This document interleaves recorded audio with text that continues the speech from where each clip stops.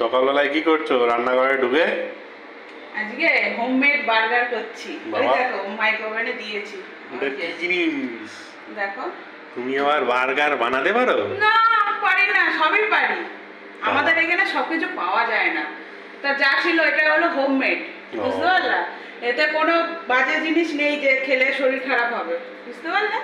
করি হোক, এটা চিজটা মেল্ট হতে দিয়েছি, হয়ে যাক তারপরে দেখাবো। বাপের গালেও তো এইসব দেখিনি কোনোদিন। হ্যাঁ, তখন দেখবে, এটা যখন হয়ে যাবে তখন দেখতে পাবে কিরকম হয়েছে। তখন বাপের গালে দেখোনি কি কার গালে দেখোনি, তখন খাওয়া আবার কি। আমরা উনুনে রান্না করেছি, কাঠ কয়লা ইউজ করেছি। ওই করো, তোমাদের মতো এরকম বিলিতি জিনিস ইউজ করিনি। করতে হবে না। দেখে মনে হবে যে দেখবে সেই বলবে ঝগড়ুটে হয়ে গেছে, বের করে ফেলেছে যে। হ্যাঁ, এই দেখো কি কি দেওয়া আছে।